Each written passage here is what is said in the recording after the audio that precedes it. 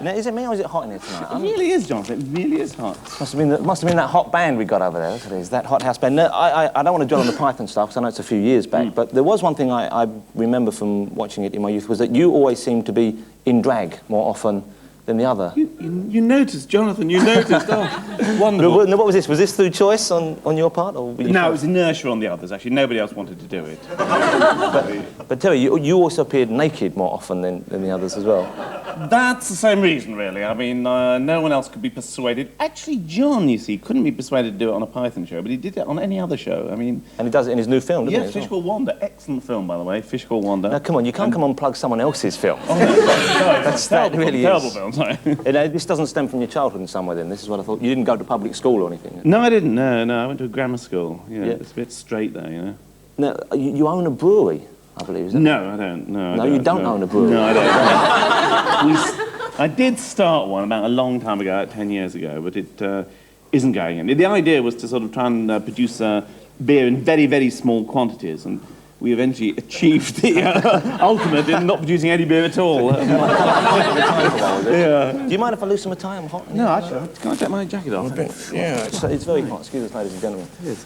Now, what kind of beer do you like then? Are you kind of one of these camera people? These sort of I like the real ale, you know, that kind of stuff. Yeah, so you don't like the fizzy lager gear and the... No, I'm afraid I don't. I think what happened with the fizzy lager is that you had the real ale revolution, and so the brewers started having to make real ale again because it's very uneconomic to make real ale, you see. So they started they had to switch it from beer to lager because they can make sort of phony lager and fill it with gas and everything and still sell it. Sorry, chaps, shouldn't slag off lager like that, but I'm so hot. You have to excuse me. What about? I wish you did you mind if I? Yeah, come on, you're such babies, aren't you? Oh.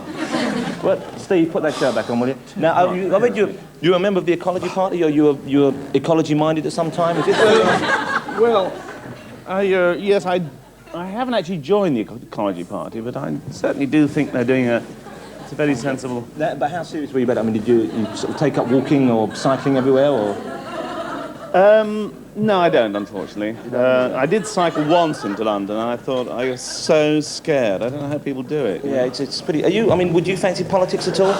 Politics? I don't know about politics. I think the trouble with politics... It's very difficult to think when you're doing it. We do it every week without thinking. Politics is... I've totally lost myself now, John. It's so hot, isn't it? I wonder whether you fancy, because Cicciolina has a kind of... Really? Well, not the past similar to the Pythons, but I mean, you know, she took her clothes off and appeared in drag a lot in the past, just like yourself, well, I mean, that's, I figure maybe you would fancy that. Yeah, I think so. Oh, yes. Let's get a bit warm.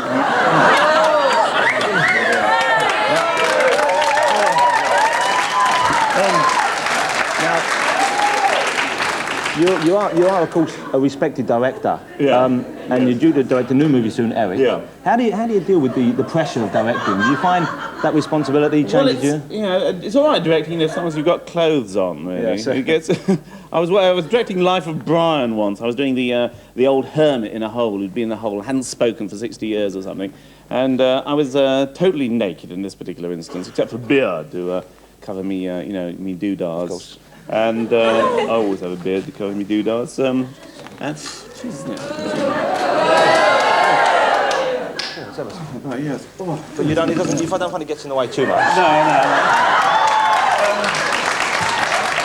It's a strange experience, actually, directing without any clothes on, I tell you, yeah. So hot. Now, what about the Personal Services, was the last film you directed, I believe? Yeah, Personal Services. Yeah. A fine movie. Now, did you visited some of Cynthia Payne's parties, I think, was that right? I did, yes, I did.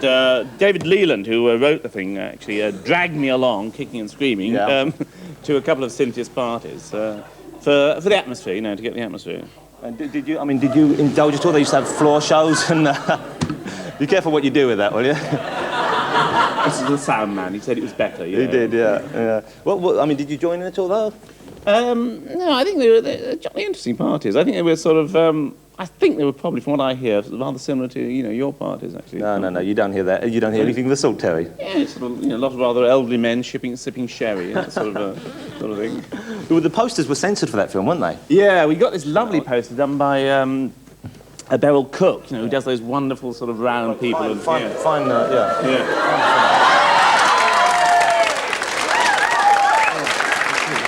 Yeah. And they wouldn't let us. They used them in France. They put them up in Paris. They were very funny, weren't they? It was lovely. It was just a with picture cane. of this woman sort of caning this man in a bikini. Yeah. And they wouldn't let us put them up in London anyway.